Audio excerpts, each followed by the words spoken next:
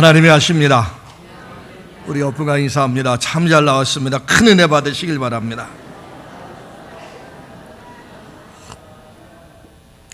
오늘도 이렇게 복된 주일, 또 우리는 하나님 앞에 나와서 예배를 드립니다.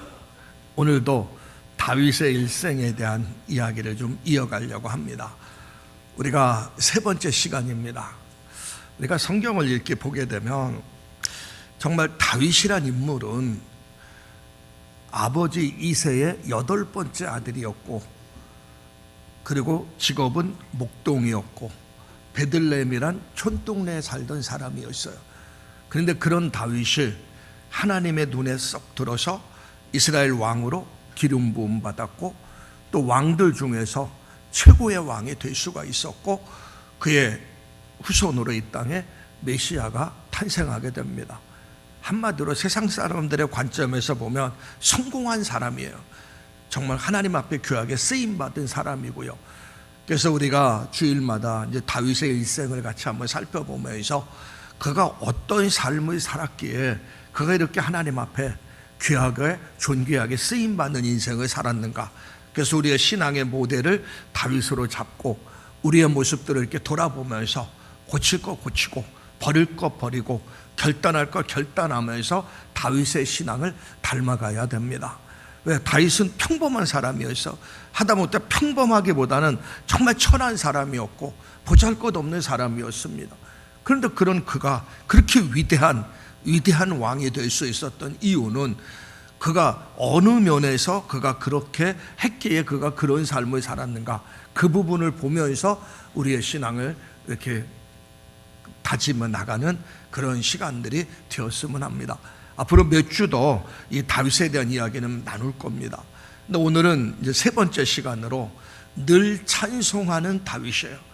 한마디로 얘기해서 찬송의 삶이, 산송의 삶이 일평생 그의 삶을 지배했습니다. 다윗이 왕으로 기름 부음 받을 때가 15살입니다. 15살 때는 그가 뭐 특별하게 하나님을 위해서 뭔가 했다고 보기는 힘들어요. 그렇지만 다윗의 마음의 중심이 하나님께 있었고, 특별히 다윗의 삶 자체가 늘 찬양하는 삶이었기에 그것이 바로 하나님 마음에 쏙 들었다고 볼 수 있습니다. 우리가 신앙생활하면서 또 삶을 살아가면서 이 찬송은 너무나 중요합니다. 자, 먼저 세상적인 관점의 이야기를 먼저 들어가려고 하는데, 미국의 프란시스 로셔 박사와 고든 쇼우 박사가 아주 이색적인 연구 결과를 발표했습니다. 6개월 동안 피아노 모차르트 곡으로 피아노 레슨을 받은 미취학 아동들과 그리고 그렇지 않은 아동들과 비교해서 연구를 발표한 거예요. 근데 놀라운 사실은 6개월 동안 모차르트 곡으로 피아노 레슨 받은 아이들이 그렇지 않은 아이들보다는 수학과 과학에서 탁월한 두각을 나타냈다는 겁니다. 좀 신기해서 대학생들을 대상으로 다시 한번 연구를 해봤다는 거예요. 그래서 한쪽 그룹은 모차르트 곡으로 이렇게 들려주고, 다른 한쪽 곡은 전혀 들려지지 않고, 그러면서 그들에게 시험을 봤다는 거예요. 수학과 과학 시험을 봤는데 음악을 들은 쪽 학생들이 반대쪽 학생들보다는 30% 높은 점수를 받았다는 얘기입니다. 반면에 다른 음악을 들려줬다고 해요. 록 음악 같은 거, 시끄러운 음악을 들려주고 시험을 치렀더니 평균 점수보다는 낮은 점수가 나왔다는 거예요. 그러니까 일반적인 세상 음악에서의 이야기입니다. 근데 더욱 흥미로운 것은 그 식물들도 음악에 어떻게 반응하는가, 그것을 고든 쇼우 박사가, 도로시 리틀락 박사가 그것을 또 연구를 했다는 얘기입니다. 미국의 도로시 리틀락 박사가 연구했는데 하루 3시간씩 락뮤직을 계속 들어준 거예요. 식물들에게 하루에 3시간씩 그 락뮤직을 들려주고 났는데, 나중에 보니까 애호박에 주름이 생기고 토마토가 납작해지고 옥수수가 구부러졌다는 얘기입니다. 반면에 왈츠, 그 세레나다 같은 잔잔한 음악을 식물에게 틀어줬더니 이들이 잘 자라서 열매가 아주 근실한 열매가 맺었다고 합니다. 그래서 내린 결론이 뭐냐면 클래식 음악을 듣는 것이 여러 면에서 유익하다는 얘기예요. 두뇌 활성화, 학습 능력, 생산성의 효과에서 탁월한 능력을 발휘한다는 얘기입니다. 심지어 사람들의 장애나 질병까지도 치료해 준다는 얘기예요. 그래서 나온 것이 음악 치료학이라는 이와 같은 이론이 나오게 됐다는 겁니다. 그래서 누군가가 음악을 가리켜서 영적인 언어라 이렇게까지 이야기합니다. 근데 특별히 영적인 음악, 이 음악은 이 육체적인 부분만 영향을 미치는 것이 아니라 영적인 그 영혼까지도 치료해주고 회복시켜주는 역할을 한다는 거예요. 그래서 좋은 음악을 선별하는 것, 좋은 음악을 듣는 것이 너무나 중요하다는 것을 일반적인 세상 논문에서 그렇게 나왔습니다. 자, 그런데 감사하게도 우리 예수 믿는 하나님의 자녀들 속에는 가장 좋은 음악이 있어요. 그게 바로 찬송입니다. 하나님 우리에게 찬송의 은혜를 주셨어요. 하나님을 높이고 우리의 신앙을 표현할 수 있는 찬송의 은혜를 하나님이 우리들에게 주셨다는 겁니다. 그래서 찬송한다는 것은 개인이나 또 교회 공동체에서 너무나 중요한 요소 중에 요소란 얘기예요. 한번 찬송이 없는 신앙생활, 찬송이 없는 예배 생각만 해도 힘든 겁니다. 근데 찬양이 있고 찬송이 있다면 그걸 통해서 우리의 예배가 더욱더 기쁘고 감사하고 또 그 예배에 신이 나고 은혜가 임하게 되는 거예요. 그래서 오늘은 요 다윗의 신앙생활 속에서 특별히 다윗 속에 있었던 요 찬송의 부분, 찬송 생활을 통해서 다윗이 승리했던 그 부분을 좀 같이 생각하면서 은혜를 나누려고 합니다. 다윗의 삶을 보면은 그는 늘 찬송하며 삶을 살았습니다. 다윗의 생애를 보면서 우리가 찬송이 얼마나 중요한 것인가를 발견하게 됩니다. 다윗은 슬플 때나 기쁠 때나 어렸을 때나 노년이나 그리고 그는 고난의 때나 형통할 때나 그 입에서 떠나지 아니했던 것이 뭐냐? 그게 바로 찬송입니다. 그는 늘 찬송하면서 삶을 살았어요. 들판에서 양을 치면서도 그는 찬송했고 왕궁의 왕이 되어서도 그는 찬송했습니다. 특별히 왕이 되어서 자기가 할 수 있는 모든 역량을 동원해서 여러 가지 악기를 만들고 왕이 되어서 전문 음악인들을 대거 임명해서 24시간 동안 찬양하도록 만들고, 왜? 찬송의 중요성을 알았기 때문에 그렇습니다. 우리가 시편을 읽어보면 시편은 1편부터 50편까지가 시편인데 시편의 거의 많은 부분이 다윗이 쓴 시입니다.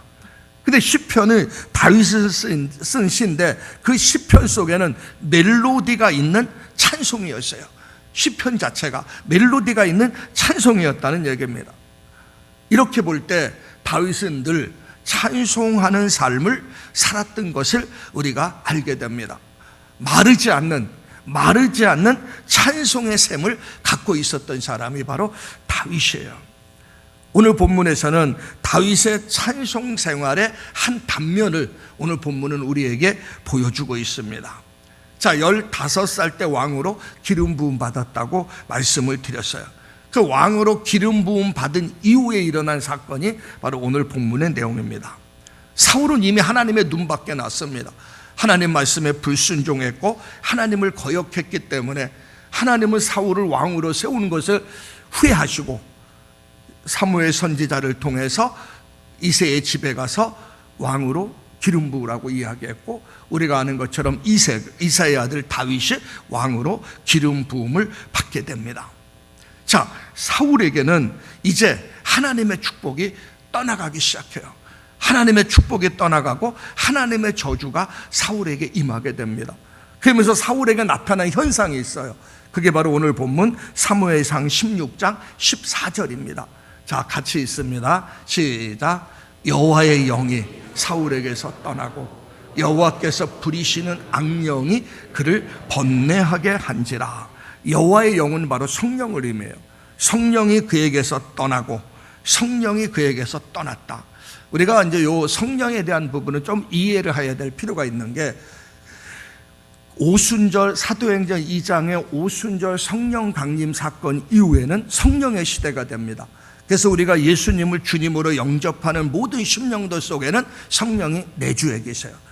그런데 그 이전 구약 시대에는 성령은 내주하시는 성령이 아닙니다. 늘 들어왔다 나갔다 들어왔다 나갔다 그래요. 그래서 사울왕이 처음 왕으로 기름 부음 받을 때 사울왕에게 성령이 임하기 시작했어요. 또 우리가 다윗이 왕으로 기름 부음 받을 때도 다윗에게 성령이 임했습니다. 근데 사울왕이 왕으로 기름 부음 받고 하나님 말씀에 거역하며 불순종의 길을 가요. 그러자 성령이 사울왕에서 떠나게 됩니다. 그리고 성령이 떠나니까 누가 거기 역사하기 시작하냐면 악한 영이 역사하기 시작해요. 악령이 역사하기 시작한다는 얘기입니다. 악령이 역사하기 시작하면서 사울에게는 고통과 번뇌가 찾아오기 시작합니다. 성령이 떠나니까 악한 영이 그를 지배하기 시작하는 거예요. 근데 악한 영이 역사했다고 하면서 뭐라고 표현했습니까? 하나님이 부르시는 악령, 이렇게 표현합니다. 이 말은 무슨 의미냐면 하나님이 허용하는 중에 악령이 역사했다는 거예요. 하나님이 일정 부분 허용했다는 겁니다. 악령도 하나님의 허용하는 범위 내에서만 활동하지 자기가 함부로 활동할 수가 없어요. 그러니까 우리 예수 믿는 사람들은 감사해야죠. 하나님이 나를 지키시고 보호하시고 하나님이 나와 함께 하시니까. 자, 그런데 하나님이 허용한 것 자체가 사울왕에겐 저주예요. 이미 사울에게는 성령이 떠났고 악한 영이 그를 지배하게 되면서 그에게는 우울증, 정신질환이 찾아오기 시작합니다. 너무나 머리가 아프고 괴롭고 이상한 행동이 사울에게 막 나타나는 거예요. 정말 불쌍한 신세가 됐죠. 일국의 왕이지만 절대 권력을 휘두르고 부귀영화를 누리고 있지만은 그럼 너무나 괴로운 거예요. 머리도 복잡하고 번뇌하고 괴롭고 이상한 행동하고 막 그러는 겁니다. 근데 그 모습을 본 신하들이 너무나 안타까워요. 안타까우니까 사울왕에게 진언을 합니다. 수금을 잘 타고 연주를 잘하는 사람이 있는데 그를 데려오면 그가 와서 수금을 타고 찬양을 하면은 악령이 떠나갈 수 있습니다. 그러면서 누구를 청구하냐면 다윗을 청구하게 됩니다. 그래서 다윗이 오늘 본문 사무엘상 16장 18절에 보면 저 말씀이 나오는 거예요. 같이 한번 읽습니다. 시작. 소년 중 한 사람이 대답하여 이르되 이 사람 이새의 아들을 본즉 수금을 탈 줄 알고 용기와 무용과 구변이 있는 준수한 자라 여호와께서 그와 함께 계시도다. 이 말씀입니다.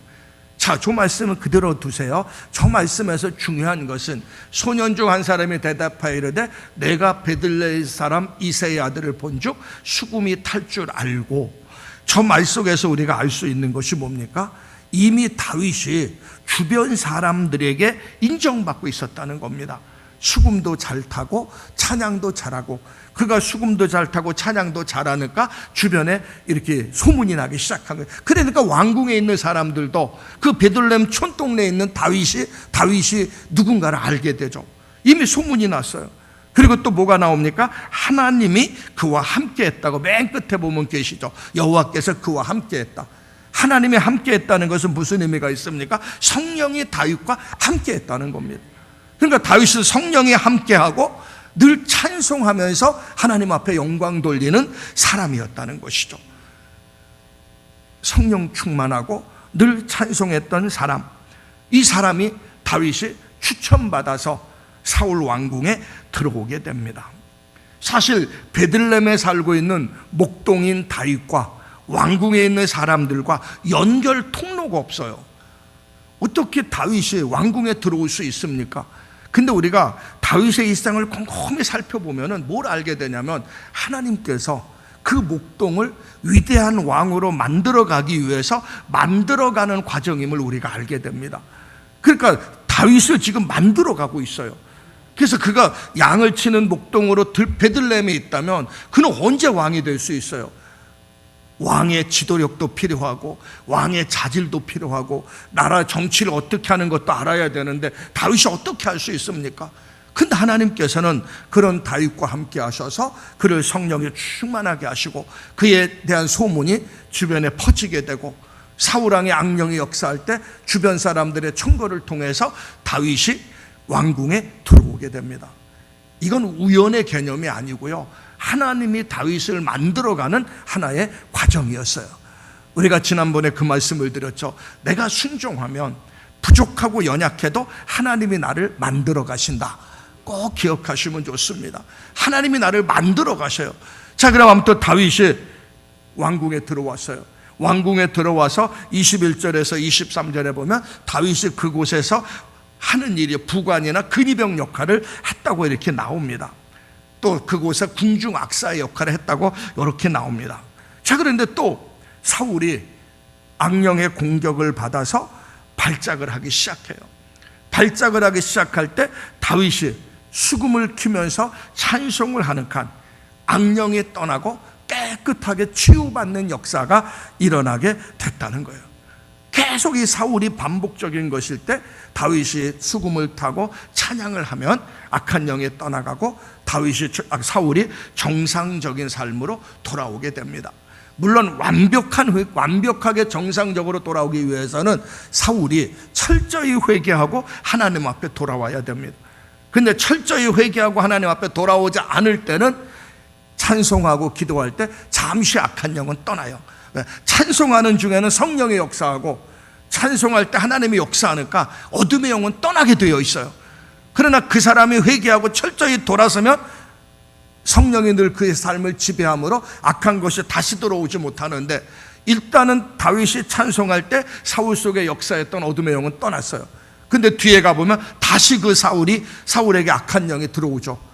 왜냐하면 사울이 진정으로 회개하지 않고 하나님 앞에 서지 않았기 때문에 반복적인 현상이 들어오지만, 아무튼 다윗이 찬송할 때 놀랍게도 악한 영이 떠나는 모습을 우리는 보게 됩니다. 그게 우리가 읽은 오늘 본문 말씀 23절 말씀이에요. 23절을 제가 읽겠습니다. 하나님께서 부리시는 악령이 사울에게 이를 때에 다윗이 수금을 들고 와서 손으로 탄즉 사울이 상쾌하여 낫고 악령이 그에게서 떠나더라. 바로 찬양할 때 하나님의 역사가 나타나는 거예요. 그러니까 저와 여러분들이 늘 성령 충만하면서 찬양할 때 하나님의 살아계심을 치유할 수가 있는 겁니다. 그래서 에베소서에서도 에베소서 5장 18절 19절에도 보면 분명히 말씀하는 내용이 있어요. 저 말씀이요. 우리 한번 같이 한번 읽습니다. 시작.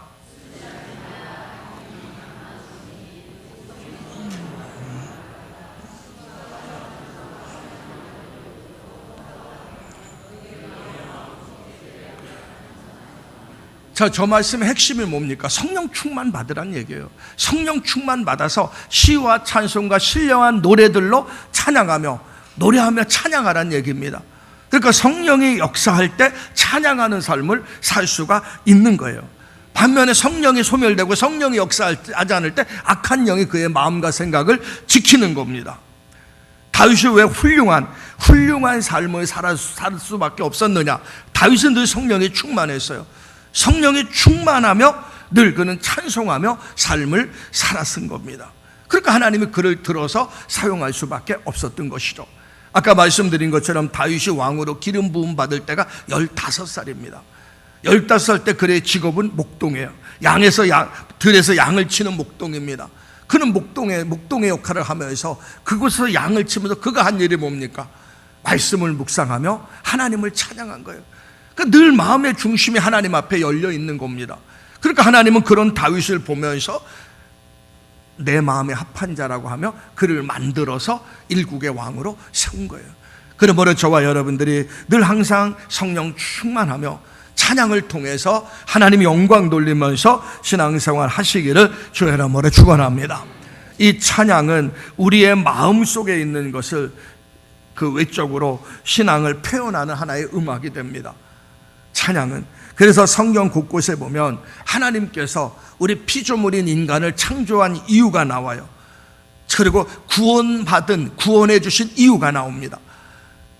성경 이사야서 43장 21절에 보면 같이 있습니다. 시작. 이 백성은 내가 나를 위하여 지었나니 나를 찬송하게 하려 함이라. 하나님이 나를 창조한 이유는 뭡니까? 찬송을 받으시기 위해서, 하나님을 찬양하기 위해서 하나님이 나를 창조했어요. 에베소서 1장 12절 말씀에 있습니다. 시작. 이는 그리가 그리스도 안에서 전부터 바라던 그의 영광의 찬송이 되게 하려 함이라. 자, 전부터 바라던 영광의 찬송이 되게 하려 함이라. 자, 그 다음에 한 구절 더 봅니다. 1장 14절 시작.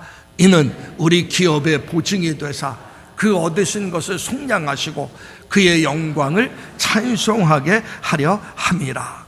하나님께서 나를 죄악에서 구원해 주시고 하나님의 자녀로 삼으신 것은 하나님을 찬양하게 하기 위해서 하나님이 나를 하나님의 자녀로 삼아주셨다는 얘기입니다. 그러니까 우리들 신앙생활하면서 찬양, 찬송, 찬양이라는 것은 기본적으로 하나님을 높이고 하나님을 경배하는 신앙의 행위예요. 그래서 찬양 속에는 감사가 담겨진 겁니다. 그래서 성경에는 찬송을 히브리서 13장 5절에 보면 저렇게 표현하고 있는 거예요. 같이 한번 읽습니다. 시작. 우리 예수로 말미암아 항상 찬송의 제사를 하나님께 드리자. 이는 그 이름을 증언하는 입술의 열매니라. 자, 예수님으로 말미암아 항상 찬송의 제사를 드리란 얘기입니다. 그게 바로 입술의 열매라는 거예요. 그러니까 구원받은 성도는 예수님의 은혜로 구원받았기 때문에 항상 우리는 찬송의 제사로 하나님 앞에 드리는 겁니다. 그게 입술의 열매가 되는 거예요. 입술의 열매라는 것이 뭡니까? 하나님의 살아계심에 증거된다는 겁니다. 그러니까 저와 여러분들이 찬양을 통해서 하나님 앞에 늘 제사를 드릴 때 하나님은 그걸 기뻐 받으시는 거예요. 다윗도 그 사실을 알아요. 다윗은 찬양이 얼마나 중요하고 찬양이 얼마나 하나님이 기뻐하시는가를 다윗은 압니다. 그러니까 늘 다윗은 끊임없이 찬송하는 삶을 살았어요. 그 다윗의 찬송의 삶의 고백이 시편에 나오는데 그 중에 대표적인 말씀이 시편 69편 30절에서 31절입니다. 같이 한번 읽습니다. 시작. 내가 노래로 하나님의 이름을 찬송하며 감사함으로 하나님을 위대하다 하시리라. 이것이 곧 뿔과 굽이 있는 황소를 드림보다 여호와를 더욱 기쁘게 함이 될 것이라. 말씀을 그대로 둬보세요. 자, 내가 노래로 하나님의 이름을 찬송하며 감사함으로 하나님을 위대하다 하리라. 그러면서 이유가 나오죠.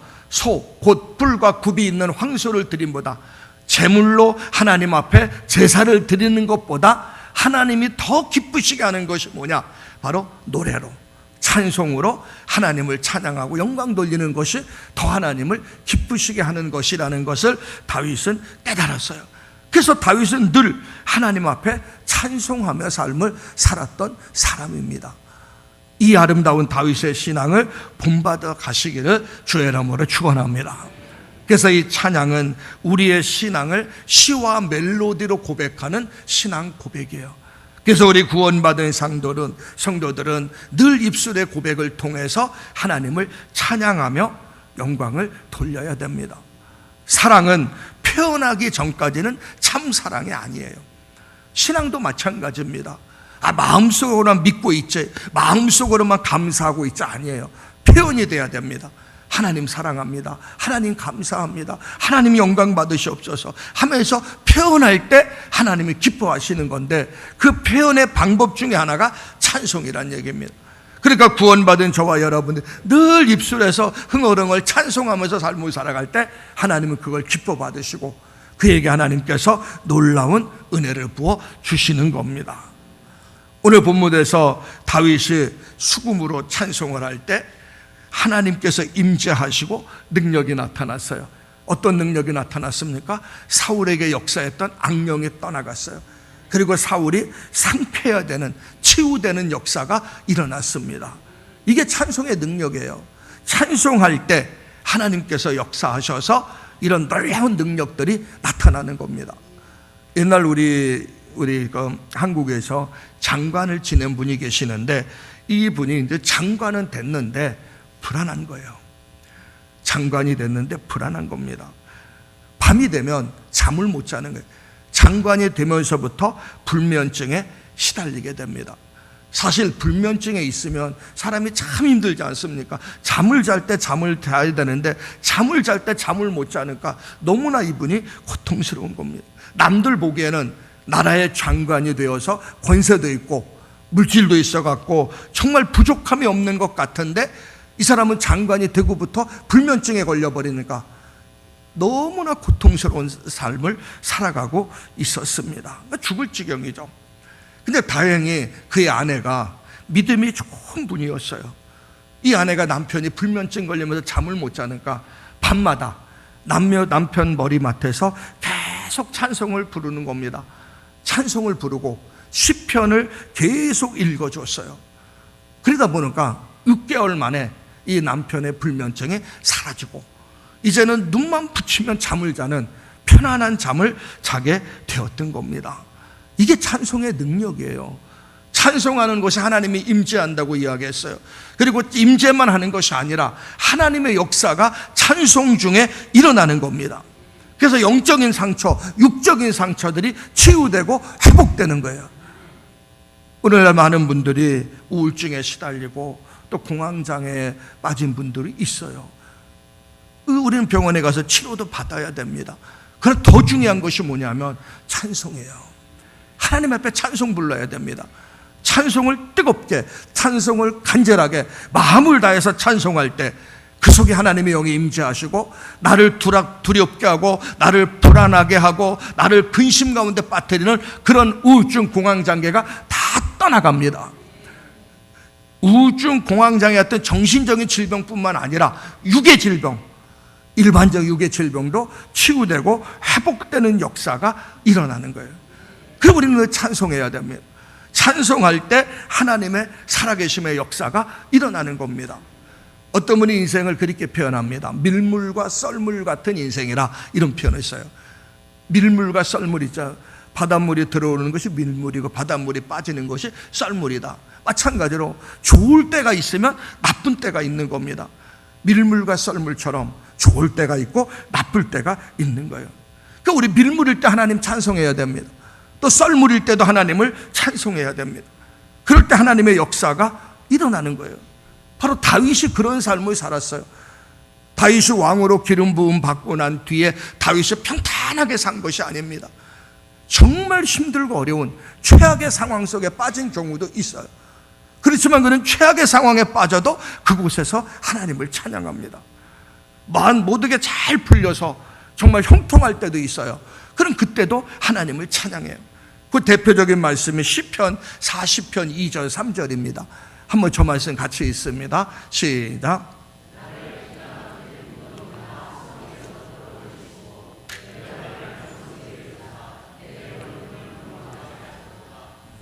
올해 곧 우리 하나님께 올릴 찬송을 내 입에 두셨으니 많은 사람이 보고 두려워하여 여호와를 의지하리로다. 말씀 그대로도 보세요. 지금 저 시편의 고백을 보면 다윗이 어떤 상황인지 알게 되죠. 기가 막힐 웅덩이와 수렁. 지금 다윗의 상황이 저런 상황이에요. 기가 막힐 웅덩이와 수렁에 빠져서 허우적거리고 있는 거예요. 그런데 다윗이 그때 뭐를 했습니까? 새 노래 곧 우리 하나님께 올릴 찬송을 내 입에 두셨으니, 그 상황 속에서 다윗은 그곳에서 하나님을 찬양한 겁니다. 하나님을 찬양하니까 하나님께서 그 발을 그 수렁에서 건지셔서 반석 위에 두게 하시고 걸음걸음을 견고하게 하시고, 그 모습을 보니까 다윗을 수렁에 빠뜨리고 올무를 놓았던 사람들이 두려움에 빠지게 돼요. 다윗의 모습을 보니까. 그러면서 그들이 결국은 뭐라고 이야기합니까? 많은 사람이 보고 두려워하여 여호와를 의지하더라, 이렇게 이야기하고 있는 겁니다. 다윗이 하나님 앞에 찬송 드릴 때 좋은 상황과 환경에서 드린 거 아니에요. 물론 좋은 상황과 환경에서도 다윗은 찬양했지만 우리가 잘 아는 시편 23편 너무나 잘 알죠. 여호와는 나의 목자시니 내게 부족함이 없으리로다. 너무나 잘 알지 않습니까? 그러면 다윗이 이렇게 내게 부족함이 없다, 여호와는 나의 목자다, 이렇게 아름답게 시를 고백했을 때 다윗의 상황이 어떤 상황이냐? 시편 중간에 보면 그 말씀이 나와. 내가 사망의 음침한 골짜기를 다닐지라도 해받기를 두려워하지 아니하면 주께서 나와 함께 하심이라. 그 시편 23편이 사망의 음침한 골짜기를 다니는 최악의 상황 속에서 쓴 시요 노래입니다. 그 사망의 음침한 골짜기에 닿던 상황 속에서도 다윗은 입술에 뭔 고백을 합니까? 여호와는 나의 목자시니 내가 부족함이 없으리로다. 그가 나를 푸른 풀맛 쉴만한 물가로 인도하시는도다. 그렇게 다윗은 찬양하면서 그 위기를 극복하고 승리할 수 있었던 겁니다. 저 여러분들, 우리는 늘 찬양을 통해서 치유와 회복과 승리의 역사를 경험하는 저와 여러분들이 되셔야 됩니다. 사도행전 16장 우리가 너무나 잘 아는 바울과 실라가 빌립보에서 복음을 전하다가 억울한 누명을 쓰고 감옥에 갇힙니다. 다른 거 한 것 없어요. 귀신 들린 여종의 귀신을 쫓아낸 것밖에 없어요. 당연히 쫓아내야 되지 않습니까? 그리고 바울이 빌립보에 간 것도 이유가 뭡니까? 아시아에서 복음을 증거에다가 하나님께서 환상 중에 마게도냐 환상을 보여줘서 빌립보로 가라고 해서 빌립보에 온 거예요. 하나님 말씀에 순종했고 빌립보에 와서 그곳에서 복음을 증거하고 귀신 쫓아난 것밖에 없는데 억울한 누명을 쓰고 감옥에 갇혔어요. 감옥에 갇혀도 엄청나게 매를 맞았습니다. 엄청나게 매를 맞고 착고에 차여서 지하 감옥에 있는 거예요. 그때 바울의 나이가 상당히 고령이었어요. 그러면 불평할 수도 있고 원망할 수도 있고 몸이 만신창이 됐기 때문에 모든 걸 체념할 수도 있어요. 근데 성경은 뭐라고 이야기합니까? 사도행전 16장 25절에서 26절 저 말씀입니다. 같이 읽습니다. 시작. 한밤중에 바울과 실라가 기도하고 하나님을 찬송하며 죄수들이 듣더라. 이에 갑자기 큰 지진이 나서 옥토가 움직이고 문이 다 열리며 모든 사람이 매인 것이 벗어졌더라. 바울과 실라가 한 일이 뭡니까? 찬송하며 기도했다는 거예요. 그런데 조곤조곤하게 찬송하며 기도한 게 아니에요. 말씀을 보면 죄수들이 듣더라 이렇게 이야기합니다. 바울은 깊은 감옥에 갇혀 있었어요. 그런데 1층, 2층 위에 있던 죄수들도 다 들어요. 바울과 실라가 얼마나 뜨겁게 하나님을 찬양했는지 들은 겁니다. 그러면서 무슨 현상이 일어납니까? 옥문이 열렸어요. 착고가 풀리게 됩니다. 지진이 나고요. 놀라운 기적이 일어났어요. 찬송하는 중에 하나님의 역사한 거예요. 하나님의 살아계심을 보여준 겁니다. 그 바울과 실라는 옥문이 열렸으니까 그냥 나가면 돼요. 안 나갑니다. 그곳에 있어요. 간수가 지진이 나고 옥문이 열리고 죄수들이 다 착고가 풀린 걸 보면서 죄수가 도망갔다고 생각하고 자결하려고 합니다. 그 당시에 간수는 죄수가 도망가면 간수가 사형에 처하게 돼 있어요. 그런데 간수가 자결하려고 하는데 바울과 실라가 우리 도망가지 않았다. 여기 있다고. 그러니까 간수가 깜짝 놀란 거죠. 당연히 죄수들은 도망가야 되는데 바울과 실라가 도망가지 않고 거기 있는 모습을 보면서 선생님의 우리가 어떻게 하여야 구원을 얻을 수 있습니까? 그때 바울과 실라가 이야기했죠. 주 예수를 믿어라. 그리하면 너와 내 집이 구원을 얻으리라. 이 말을 통해서 간수와 그의 가족이 예수를 믿게 되고 그들이 빌립보 교회 개척신자가 되었던 겁니다. 자, 하나님은 이렇게 찬송하는 중에 역사가 일어나는 거예요. 그러니까 바울과 실라는 찬송할 수 없는 중에 그는 찬송하면서 하나님 영광을 돌렸던 겁니다. 그러니까 우리는 절망 중에서 찬송할 때 소망이 생겨요. 낙심 중에 찬송할 때 힘을 얻을 수가 있어요. 우리 복음성가 중에서 그런 말씀이 있죠. 313장. 괴로울 때 주님의 얼굴 보라. 평화의 주님 바라보아라. 세상에서 시달린 친구들아 위로의 주님을 바라보아라. 눈을 들어 주를 보라. 내 모든 염려 주께 맡겨라. 슬플 때나 슬픈 때나 주님의 얼굴 보라. 사랑의 주님이 안식 주리라. 자, 이런 찬양을 막 힘들고 어려울 때 기도도 안 나옵니다. 여러분, 삶이 힘들 때 기도 나옵니까? 큰 상황에 박칠 때 기도 나옵니까? 이때 우리가 의지적으로 불러야 될 것이 바로 이런 찬송이에요. 주님여 우리여 손잡고 가소서. 이런 찬송들을 부르면서 부를 때 하나님은 그 속에 임재하셔요. 그 속에 역사하셔서 임재하시고 역사하셔서 마음의 평안도 주시고 소망도 주시고 이길 수 있는 힘도 주시고 능력도 하나님이 부어주시는 거예요. 다윗은 그렇게 신앙생활을 했어요. 그러니까 다윗이 목동이었지만 일국의 왕이 되고 위대한 왕이 될 수가 있었던 겁니다. 다윗이 왕으로 기름 부음 받을 때가 15살입니다. 근데 다윗이 정식적으로 유다 왕으로 등극할 때가 30세입니다. 15년 동안 다윗은 어마어마한 고난을 당했어요. 그것도 30세의 왕이 되고 나서도 그것도 유다 지파의 왕이었어요. 나머지는 사울의 아들이 통치하고 있었습니다. 그래서 30세의 왕이 되고 정식적으로 통합왕국의 왕은 7년 6개월이 지난 뒤에 통합왕국의 왕이 됐어요. 그리고 얼마나 오랫동안 다윗이 고난과 역경을 당했습니까? 15살의 왕으로 기름 받고 30세의 유다지파 왕이 됐을 때만 그것만 생각해도 15년이에요. 그러나 다윗은 그 15년의 삶 속에서 그는 낙심하거나 절망하지 않고 최악의 상황에 빠질 때도 그는 하나님을 찬양하며 영광 돌렸고, 우리가 성경에 보면 다윗이 사울에게 쫓겨다니면서 블레셋 땅으로까지 갑니다. 블레셋은 누굽니까? 거기 거인 장수 골리앗이 있었고 다윗이 골리앗 죽였지 않습니까? 근데 도망갈 데가 없어서 블레셋 땅까지 도망갔는데 다윗의 그 블레셋 왕의 아비멜렉의 신하들이 저거 다윗 저거 우리 장수 골리앗 죽인 사람이다가 하면 수군수군하면서 죽이려고 해요. 다윗이 피신해 갔는데 블레셋 왕이 죽이려고 하니까 최악의 상황이에요. 그때 다윗은 뭐합니까? 미친 척해요. 침 질질 흘리면서 미친 행동을 해요. 그 블레셋 왕 아비멜렉이 참 미친 애 죽일 필요 없다면서 쫓아보냅니다. 그러면서 다윗은 그곳에서 쫓겨나서 또 하나님을 찬양해요. 말도 안 되는 상황이죠. 그렇게 늘 찬양하며 살던 사람이 바로 다윗입니다. 저 여러분들, 우리의 입에서, 우리의 삶 속에서 찬송, 늘 찬송하며 삶을 살아가시기를 주의 이름으로 축원합니다. 우리 구원받은 하나님의 자녀의 입술에서는 찬양이 끊임없이 나와야 됩니다. 그러니까 저와 여러분이 늘 찬양해야 돼요. 그래서 말씀 아까 말한 것처럼 찬송의 샘이 마르지 말아야 돼요. 늘 찬송해야 됩니다. 기쁠 때나 슬플 때나 어떠한 상황 속에서도 찬송해야 됩니다. 오전 예배 때 얘기했는데 웃기는 얘기인데, 옛날에 우리 교회에서 저기 단풍 관광을 감천산으로 갔어요. 여기서 이제 3시간 이상 갔는데, 그때 이제 무슨 얘기가 하냐면 어떤 분이 목사님 그냥 심심하니까 찬양 부르면서 갑시다 그랬어요. 그러면서 그렇게 하자고. 또 어떤 사람이 찬양을 심심하니까 유행가 부릅시다 그래요. 그때까지 뭐 그렇게 합시다. 그래서 이제 어떤 분이 유행가를 불렀어요. 아직도 귀에 생생한 제목, 립스틱 짙게 바르고 이 창을 부르면 얼굴도 이름도 기억나고요. 야, 너무 잘 불러요. 너무 잘 부르면. 그랬더니 다른 김집사님이란 분이 또 나와서 하는데 너무 잘 불러요.